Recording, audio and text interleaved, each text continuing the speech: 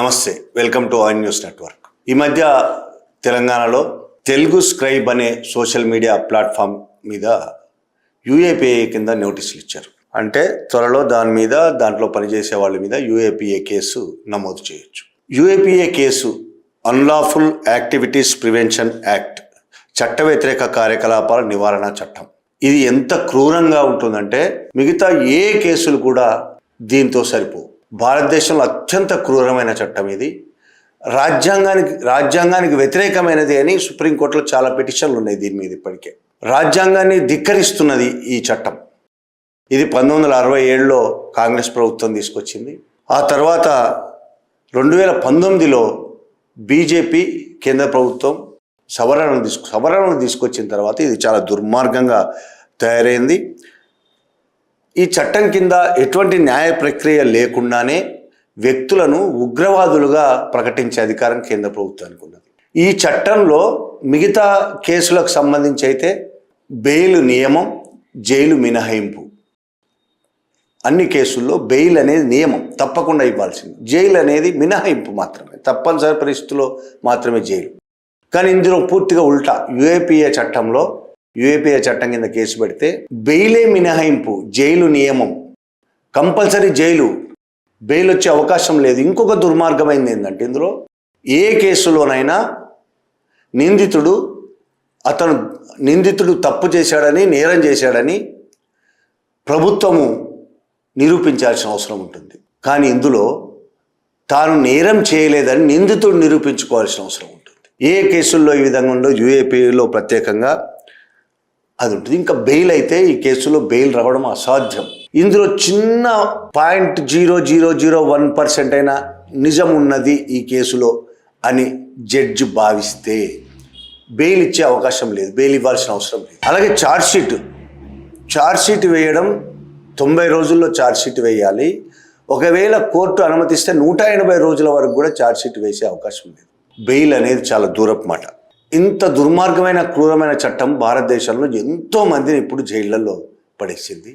అందులో అనేక మంది జర్నలిస్టులు ఉన్నారు. ఇది ఖచ్చితంగా భారతదేశ ప్రజలు ఆలోచించాల్సిన విషయం. అనేక మంది సామాజిక కార్యకర్తలు ఉన్నారు. యూఏపీఏ కింద ప్రభుత్వాలు అసమ్మతిని అణిచివేయడానికి ఎంచుకున్న ఒక క్రూరమైన ఆయుధం, రాజ్యాంగ విరుద్ధమైన ఆయుధం ఇది. సుప్రీంకోర్టు కూడా దీన్ని ఇంతవరకు సరిగా నిర్వచించలేకపోతున్నదంటే దాని మీద సీరియస్గా సుప్రీంకోర్టు విచారణ జరపట్లేదంటే ప్రజలమైన మనమైనా కనీసం ఆలోచించాలి. ఇప్పుడు తెలుగు స్క్రైబ్ మీద కేసు పెట్టారు, యూఏపీఏ కేసు పెట్టలేదు. యూఏపీఏలోని సెక్షన్ 43Fను ఉపయోగించి ఆ ప్లాట్ఫామ్ ఎక్స్ వేదికగా, ట్విట్టర్ వేదికగా నోటీసులు ఇచ్చారు. సమాచారం కావాలని నోటీసులు ఇచ్చారు. ఏప్రిల్ 18న నోటీసులు ఇచ్చింది తెలంగాణ ఇంటెలిజెన్స్ డిపార్ట్మెంటు ఎక్స్కి. సమాచారం మొత్తం కావాలి. ఎవరు నడుపుతున్నారు, ఏం నడుపుతున్నారు, ఎవరెవరు ఎక్కడెక్కడి నుంచి నడుపుతున్నారు, ఆ వివరాలన్నీ కావాలి.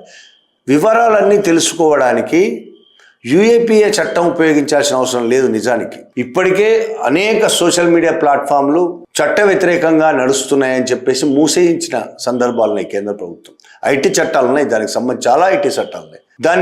ఆ చట్టాలను ఉపయోగించి దాన్ని మూసేయించవచ్చు, లేదంటే అందులో కొన్నిటిని డిలీట్ చేస్తారు. అది చేయడం సరైందా తప్ప అదొక అంశం, అది కూడా మాట్లాడదాం. అవి ఉండగా యూఏపీఏ ఉపయోగించడం అంటే అర్థం ఏంటి? జర్నలిస్టులను భయభ్రాంతులను చేయడం, వాళ్ళు నిజాయితీగా పని చేయకుండా భయపెట్టడం, ఇది అతి ముఖ్యమైనది. ఇప్పటి వరకు బీజేపీ పాలిత రాష్ట్రాల్లో కేంద్ర ప్రభుత్వంతో సహా అటు కేంద్ర ప్రభుత్వం, బీజేపీ పాలిత రాష్ట్రాలు ఈ పని చేస్తున్నాయి.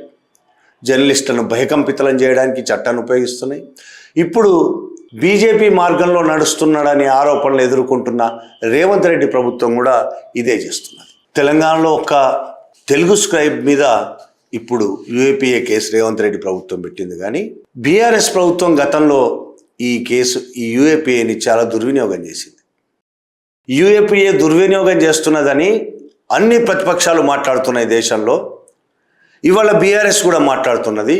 తెలుగు స్క్రైబ్ అనే ఒక ఆన్లైన్ మీడియా ఛానల్ నిజాలు నిర్భయంగా చెప్తా ఉంటే రేవంత్ రెడ్డి ప్రభుత్వం చేస్తున్న దారుణాలను ప్రజల ముందు ఆధారాలతో సహా, వీడియోలతో సహా సోషల్ మీడియా మాధ్యమాల్లో పెడతా ఉంటే ఇంకొక టెర్రరిస్టుల సమాచారం సేకరించాల్సిన ఒక డిపార్ట్మెంట్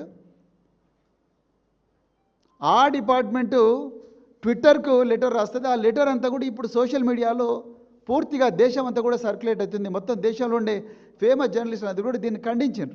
ఈ బీఆర్ఎస్ ప్రభుత్వం అధికారంలో ఉన్నప్పుడు ఎన్ వేణుగోపాల్ సీనియర్ జర్నలిస్టు, ప్రస్తుతం వీక్షణం అనే పత్రికకు ఎడిటరు, గతంలో అనేక ఇంగ్లీష్ పత్రికల్లో పనిచేసిన వాడు, సీనియర్ జర్నలిస్టు, రచయిత, కవి. అతని మీద యూఏపీఏ కేసు బనాయించింది బీఆర్ఎస్ ప్రభుత్వం. అతన్ని అనేక రకాలుగా వేధింపులకు గురి చేసింది అప్పుడు బీఆర్ఎస్ ప్రభుత్వం. ఇప్పుడు కాంగ్రెస్ ప్రభుత్వం తెలుగు స్క్రైబ్ మీద చేస్తుంది. ఒక జర్నలిస్టుల మీదనే కాదు, అవి కూడా మాట్లాడుకుందాం. జర్నలిస్టుల మీద దేశవ్యాప్తంగా ఎంతమందిని ఇప్పటివరకు జైళ్ళలో ఉంచింది, ఇప్పటికీ కొన్ని ఏళ్లుగా జైళ్ళలో మగ్గుతున్న వాళ్ళు ఎవరెవరు ఉన్నారు, దాని గురించి కూడా మాట్లాడదాం. కానీ వాళ్ళ తెలంగాణ ప్రభుత్వం అధికారంలోకి రాకముందు రేవంత్ రెడ్డి ఇచ్చిన హామీ ఒకటి ఉన్నది. 6 హామీలు ఉన్నాయి, ప్రజలకు ఇచ్చిన 6 హామీ. 7వ హామీ ఒకటి ఇచ్చాడు. ఒక ఛానల్లో లైవ్లో మాట్లాడుతూ ప్రొఫెసర్ పౌరహక్కుల నాయకుడు ప్రొఫెసర్ హరగోపాల్, ప్రొఫెసర్ కోదండరాం ఇద్దరు ప్రశ్నలు అడుగుతూ ఉంటే జవాబులు చెప్పాడు రేవంత్ రెడ్డి ఆ ఛానల్ లైవ్లో. దాంట్లో ఆయన స్పష్టంగా ప్రకటించాడు, 6 హామీలు కాకుండా నేను 7వ హామీ ఇస్తున్నా, దీన్ని ఖచ్చితంగా అమలు చేస్తా. రాష్ట్రంలో ప్రజాస్వామ్యం నిలబెట్టడమే 7వ హామీ, చట్ట వ్యతిరేకంగా పరిపాలించకుండా ఉండడమే 7వ హామీ. ఏమైంది ప్రజాస్వామ్యం? ఒక జర్నలిస్టు సంస్థ మీద యూఏపీ, ఆ జర్నలిస్ట్ సంస్థ ఏం చేసింది, ఎన్ని అబద్ధాలు రాసింది, మీరు ఎన్నైనా చెప్పవచ్చు. నిజంగానే కొన్ని అబద్ధాలు రాయొచ్చు, వాళ్ళు రాసింది నిజం కాకపోవచ్చు. దానికి సంబంధించిన కేసులు పెట్టడానికి ఐటీ చట్టంలో నీకు చాలా ఉన్నాయి, సోషల్ మీడియా ప్లాట్ఫామ్ కాబట్టి. నిజంగానే వాళ్ళ మీద ఇప్పటికీ తెలుగు స్క్రైబ్ మీద 70 ఎఫ్ఐఆర్లు ఉన్నాయన్నట్టు తెలుస్తుంది. 70 ఎఫ్ఐఆర్లు, వాటిని విచారణ జరపవచ్చు మీరు. 70 ఎఫ్ఐఆర్లు అంటే 70 కేసులు, విచారణ జరపవచ్చు మీరు. విచారణ జరపొచ్చి ఎవరు చేస్తున్నారు ఇవన్నీ తెలుసుకోవడం మీకు పెద్ద కష్టమేం కాదు. ఎక్కడెక్కడో అమెరికాలో ఉన్న వాళ్ళు ఇంకో దగ్గర ఉన్న వాళ్ళని పట్టుకొస్తున్నారు. కొంతమంది ఆరోపణలు చేస్తున్నారు, వీళ్ళ మీద దుబాయ్ నుంచి నడుస్తుంది అని కూడా ఆరోపణలు. మీరు పట్టుకురావడం పెద్ద కష్టం కాదు. ఈ విధంగా చేయడం అంటే, వేరే చట్టాలు ఉన్నప్పటికీ యూఏపీఏ ఉపయోగించడం అంటే మొత్తం అందరినీ, జర్నలిస్టులందరినీ భయభ్రాంతులకు గురి చేయడానికి. ప్రభుత్వాలకు వ్యతిరేకంగా రాస్తే మీ పని కథం, మీ జీవితాలు ఇంతే, మిమ్మల్ని జైలు పాలు చేయడమే, జైళ్ళలో మగ్గబెడతాం. ఇది వాళ్ళు ఇండైరెక్ట్గా చెప్తున్న మాట. గతంలో ఎన్ వేణుగోపాల్ లాంటి వాళ్ళ మీద బీఆర్ఎస్ చేసిందనే ఇప్పుడు తెలుగు స్క్రైబ్ మీద రేవంత్ రెడ్డి చేస్తున్నారు. ఆయన దేశవ్యాప్తంగా ఉన్న అనేక మంది జర్నలిస్టుల మీద బీజేపీ ప్రభుత్వాలు చేస్తున్నారు. ఆయన ఒక్కసారి బీజేపీ ప్రభుత్వాలు చేసినవి చూసుకుంటే ఎంత దుర్మార్గంగా ఉంటుందంటే, ముఖ్యంగా జమ్మూ కాశ్మీర్, ఢిల్లీ, జార్ఖండ్, మహారాష్ట్రల్లో జర్నలిస్టుల మీద ఇట్లాంటి దాడులు చాలా ఎక్కువ జరుగుతాయి. ఈ 4 రాష్ట్రాల్లో అని కాదు, ఇప్పుడు తెలంగాణలో చూసాం మనం, అనేక రాష్ట్రాల్లో, ఏపీతో సహా అనేక రాష్ట్రాలు ఉన్నాయి. ప్రధానంగా మనకు వస్తున్న రిపోర్టు కాశ్మీర్, ఢిల్లీ, జార్ఖండ్, మహారాష్ట్ర. 7 అనేక ఏళ్లుగా ఇప్పటికే 7 జర్నలిస్టు జైళ్లలోనే ఉన్నారు. ఇలా యూఏపీఏ కింద అరెస్ట్ అయి జైళ్ల పాలై అనేక ఏళ్ళు జైల్లో ఉండి ప్రస్తుతం కండిషన్ బెయిల్స్తో బయట ఉన్న. కండిషన్ బెయిల్ అంటే మీకు కొందరికి తెలిసే ఉంటుంది. వాళ్ళు ఆ ఊరు దాటి వెళ్ళకూడదు, రోజు పోలీస్ స్టేషన్కి వెళ్ళి సంతకం పెట్టాలి, రకరకాల కండిషన్స్ ఉంటాయి. ఎవరితో మాట్లాడకూడదు, ఆ కేసుకు సంబంధించిన ఎవరితో మాట్లాడకూడదు, లేదు బయట వాళ్ళే చుట్టాలతో తప్ప ఎవరిని కలవకూడదు. ఇట్లా అనేక రకాలుగా కండిషన్స్ బెయిల్తో కొంతమంది బయట ఉన్నారు, ఇంకా చాలామంది జైల్లో ఉన్నారు. గౌతమ్ నవల్కా చాలా సీనియర్ జర్నలిస్టు, అనేక మ్యాగజైన్స్లో, పత్రికల్లో పనిచేసిన వాడు, ఢిల్లీలో ఉంటాడు. అతని మీద భీమా కోరేగాం కేసు బనాయించారు, అది యూఏపీఏకి చెందినది. అనేక ఏళ్ల పాటు జైల్లో ఉన్నాడు ఆయన ప్రస్తుతం కండిషన్ బెయిల్తో ఢిల్లీలో ఉన్నాడు. వారానికి ఒకసారి పోలీస్ స్టేషన్కి వెళ్ళి సంతకం పెట్టాలి. ఇంకొక అతను రూపేష్ కుమార్ సింగ్, జార్ఖండ్కు సంబంధించిన యువకుడు, ఇండిపెండెంట్ జర్నలిస్టు, యువకుడు, ప్రజల సమస్యల్ని చాలా అద్భుతంగా బయటకు తీసుకొస్తున్నవాడు, రాస్తున్నవాడు. అతని చిన్న పాప, భార్య. అనేక ఏళ్ళుగా ఆయన జూలై 2022 నుంచి దాదాపు 4 ఏళ్లుగా జైల్లో ఉన్నాడు. బెయిల్ గతి లేదు. అనేక అనారోగ్య సమస్యలతో ఆయన కొట్టుమిట్టాడుతున్నాడు లోపల. ఆయనకు సరైన వైద్యం కూడా లేదు. ఆయన భార్య అనేక సార్లు మొరబెట్టుకుంది, ఆయన ఆరోగ్యం బాగుండట్లేదు, ఆయన చాలా తీవ్రమైన అనారోగ్య సమస్యలతో బాధపడుతున్నాడు. అయినా బెయిల్ ఇచ్చిన పాపాన పోలేదు, కనీసం వైద్యం సరిగ్గా చేయించిన పాపాన పోలేదు. ప్రబీర్ పురకాయస్తా, ఇతను చాలా famous, news click editor in chief. News click అనే వెబ్సైట్ మీరు చూసుంటారు చాలామంది. ఎడిటర్ ఇన్ చీఫ్ 2023 అక్టోబర్లో అరెస్ట్ అయ్యాడు. యూఏపీఏ కిందనే, తర్వాత బెయిల్ మీద బయటకు వచ్చాడు. ఆసిఫ్ సుల్తాన్, ఇతను కశ్మీర్కి సంబంధించిన జర్నలిస్టు. 2018 ఆగస్టు నుంచి జైల్లోనే ఉన్నాడు. 2018 ఆగస్టు నుంచి అంటే ఎన్నేళ్ళు, దాదాపు 8 ఏళ్లుగా జైల్లోనే ఉన్నాడు ఆయన. ఫహాద్ షా, కశ్మీర్ వాలా అనే పత్రికకు ఎడిటర్, ఈయన 2022 నుంచి జైల్లోనే ఉన్నాడు. సజాద్ గుల్, ఇతను ట్రైనీ రిపోర్టర్, కొత్తగా వచ్చిన రిపోర్టరు ది కశ్మీర్ వాలా అనే పత్రికకి. ఈయన 2022 నుంచి యూఏపీఏ కింద జైల్లో ఉన్నాడు. ఇర్ఫాన్ మెహరాజ్, వందే అనే మ్యాగజైన్ ఎడిటర్ ఈయన. అలాగే 2circles.net వెబ్సైట్ నడుపుతున్నాడు. ఈయన 2023 మార్చి నుంచి జైల్లో ఉన్నాడు. మస్రాత్ జెహ్రా, ఫోటో జర్నలిస్టు, కశ్మీర్కి సంబంధించి 2020లో అరెస్ట్ అయ్యి యూఏపీఏ కింద. ఫేస్బుక్లో కొన్ని పోస్టులు పెట్టి, చాలా మందికి తెలిసే ఉంటుంది సిద్దిక్ కప్పన్, ఇతను కేరళకు సంబంధించిన అతను. సిద్దిక్ కప్పన్ పేరు చాలా ఫేమస్, చాలా వార్తలు వచ్చినాయి ఈయన గురించి. 2020లో హత్రాస్లో జరిగిన ఒక రేప్ సంఘటన మీకు అందరికి గుర్తుంటుంది. ఒక అమ్మాయిని రేప్ చేసి చంపేస్తే కేరళ నుంచి తను కవరేజ్ కోసం వెళ్ళాడు హత్రాస్కి, ఉత్తరప్రదేశ్లోని హత్రాస్కి. వెళ్తుండగా మధ్యలో అరెస్ట్ చేశారు. ఆయన మీద యూఏపీఏ కేసు పెట్టారు.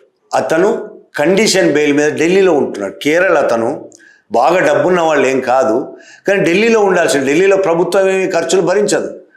పాప తనే ఇల్లు తీసుకోవాలి, అక్కడ తను పోషించుకోవాలి. ఎలా పోషించుకోవాలో తెలియదు, ఉద్యోగం కూడా చేసే పరిస్థితి లేదు అక్కడ.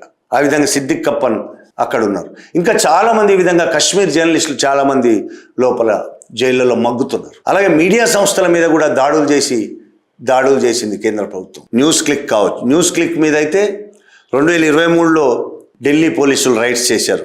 అప్పుడే ఎడిటర్ ప్రబీర్ పురకాయస్తాను అరెస్ట్ చేశారు. అప్పుడు 46 మంది జర్నలిస్టుల ఇళ్ల మీద, ఆఫీసుల మీద, ఇళ్ల మీద దాడులు చేసి చాలా మంది మీద యూఏపీఏ సెక్షన్లు బనాయించారు.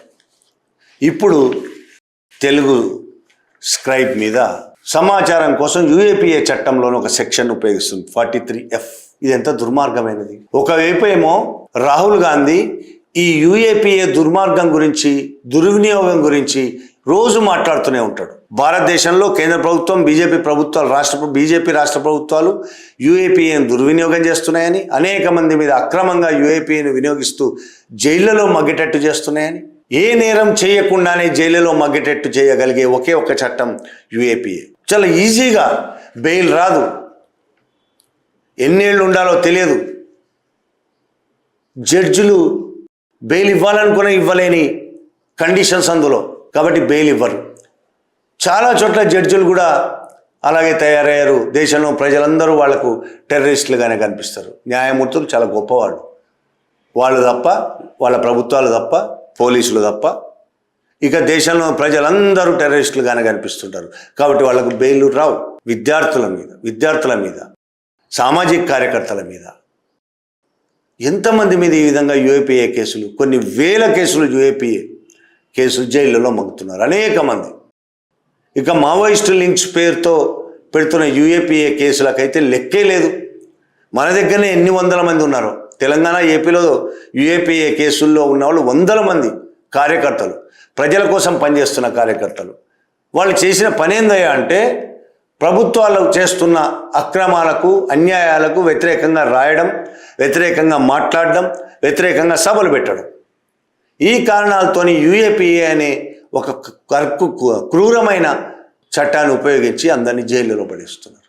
ఛత్తీస్గఢ్ జైళ్ళలో యూఏపీఏ కింద ఎంతమంది ఆదివాసులు మగ్గిపోతున్నారు. వాళ్ళకి తెలియని కూడా తెలియదు తమ మీద ఏ కేసు ఉంది, తాము ఏం చేయాలి, ఏం తెలియదు. వాళ్ళు జైలులో మగ్గుతున్నారు. ఛత్తీస్గఢ్ ఆదివాసులు చాలామంది ఇక్కడ తెలంగాణలో మన చెంచలు కూడా జైల్లో మగ్గుతున్నారు. వాళ్ళకు తెలుగు రాదు, హిందీ రాదు, వాళ్ళ భాష తప్ప వాళ్ళకు ఇంకోటి రాదు. ఆ యూఏపీఏ కేసు చట్టం కింద మగ్గుతున్నారు. బెయిల్ రాదు వాళ్ళకు ఎప్పటికీ. బెయిల్ వేసేటోళ్ళు ఎవరో కూడా తెలియదు వాళ్ళకి. ఎవరైనా పాపం వాళ్ళ మీద జాలిపడి ఏ లాయర్ అయినా వేసినా అది రాదు. వాళ్ళని చూడడానికి చుట్టాలు ఎవరు, కుటుంబ సభ్యులు కానీ చుట్టాలు కానీ వచ్చే అవకాశం లేదు ఛత్తీస్గఢ్ నుంచి. ఇంత దుర్మార్గమైన పరిపాలన సాగుతోంది దేశంలో. దానికి వ్యతిరేకంగా రాహుల్ గాంధీ మాట్లాడుతుంటాడు. మరి అదే పార్టీకి చెందిన రేవంత్ రెడ్డి ప్రభుత్వమే మళ్ళీ యూఏపీఏ కేసు పెడుతుంది తెలుగు స్క్రైబు. కాంగ్రెస్ ప్రభుత్వానికి వ్యతిరేకంగా చాలా మాటలు మాట్లాడుతుండొచ్చు, చాలా వార్తలు రాస్తుండొచ్చు. అవన్నీ తప్పని మీకు అనిపిస్తుండవచ్చు, ఒక్కోసారి తప్పు కావచ్చు కూడా. అయినంత మాత్రాన మీకు సోషల్ మీడియా హ్యాండిల్స్ లేవా? కాంగ్రెస్ పార్టీకి సోషల్ మీడియా హ్యాండిల్స్ లేవా? వాళ్ళు బీఆర్ఎస్కో బీజేపీకో వ్యతిరేకంగా అనేక రాతలు రాయటం లేదా సోషల్ మీడియాలో? అందులో అబద్ధాలు లేవా? అసత్యాలు లేవా? ఏ కల్పిత వీడియోలు లేవా?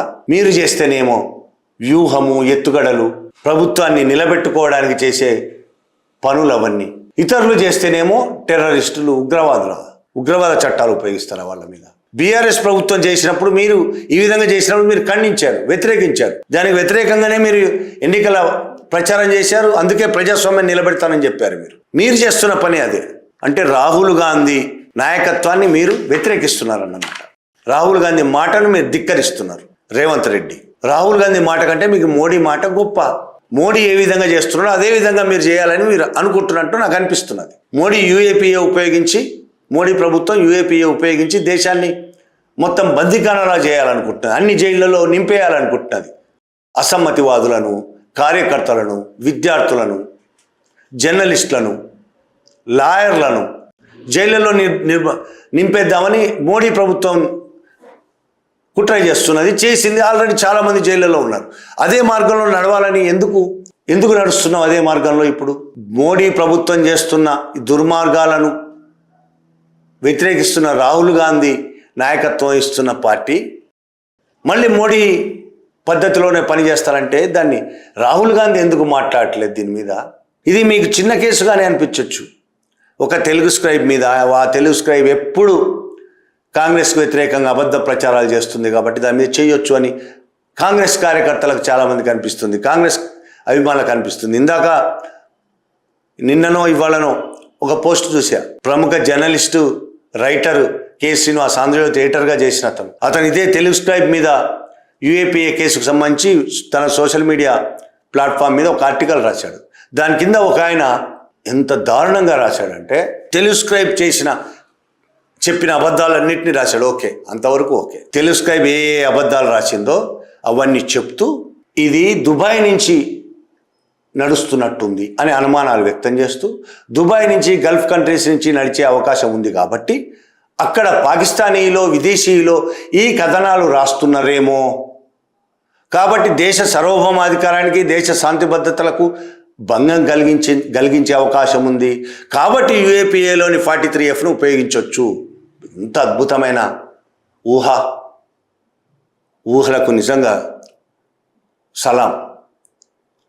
ఊహించుకొని కేసులు పెట్టడం, ఊహల మీద ఆధారపడి కేసులు పెట్టడం, ఇది మన భారత ప్రజాస్వామ్యం యొక్క ఏ స్థితికి వచ్చామో తెలుస్తున్నది. ఇంత దుర్గతి పట్టింది ప్రజాస్వామ్యానికి. నీ మనసులో ఏదో ఊహించుకొని దానికి తగ్గ ఒక కేసు పెడతావా? దేశ సార్వభౌమాధికారానికి ముప్పు వచ్చింది ఆ తెలుగు స్క్రైబ్ రాసిన రాతలు. అరే, పాకిస్తానీయులు ఈ తెలుగు స్క్రైబ్లో కథనాలు రాస్తున్నారా? విదేశీయులు కథనాలు రాస్తున్నారా? ఏం ఊహ? సమర్థించుకోవడానికి ఇంతకంటే గొప్ప రాతలు మీ దగ్గర లేవా? కాంగ్రెస్ ప్లాట్ఫామ్స్ రాస్తున్న రాతలు ఎట్లున్నాయి? వాళ్ళు కూడా ఇట్లాంటి చాలా అబద్ధాలు రాస్తున్నారు కదా.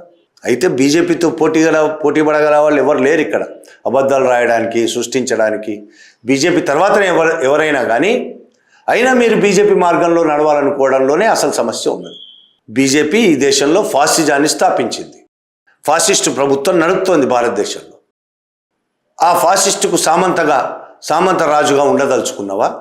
ఎందుకు ఈ విధంగా రాజ్యాంగ వ్యతిరేక పనులకు పాల్పడుతున్నాడు రేవంత్ రెడ్డి? చెప్పిన మాటలేంటి, చేస్తున్న పనులేంటి?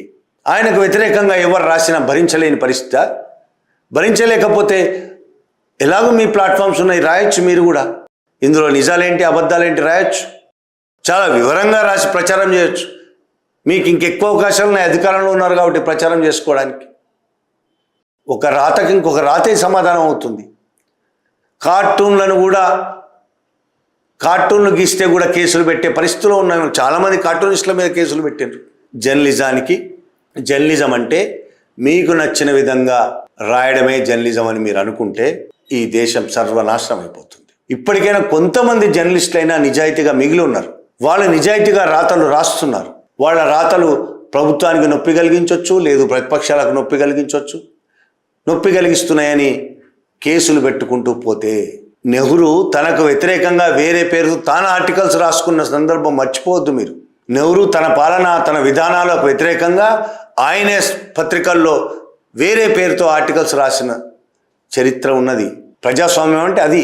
ఆ విధంగా మీ మీద వచ్చిన విమర్శల్ని స్వీకరించడం, అందులో తప్పులుంటే ఒప్పుకోవడం, తప్పులు మరోసారి చేయకుండా ఉండడం, తప్పు లేదు అది తప్పు కాదు అని నిజంగానే మీరు మనస్ఫూర్తిగా భావిస్తే అది ఎందుకు తప్పు కాదో మళ్ళీ రాయడం, రాసిన వాళ్లకు వ్యతిరేకంగా రాయడమే. రాసినంత మాత్రాన మాట్లాడినంత మాత్రాన జైల్లో తోస్తారా? ఇదా ప్రజాస్వామ్యం? మొత్తానికి అర్థమవుతున్నది ఏంటంటే రేవంత్ రెడ్డి ప్రభుత్వం బీజేపీ దారిలో అడుగులు వేస్తున్నది. మరి దీని మీద రాహుల్ గాంధీ ఏం మాట్లాడతాడనేది పెద్ద ప్రశ్న. Thank you very much.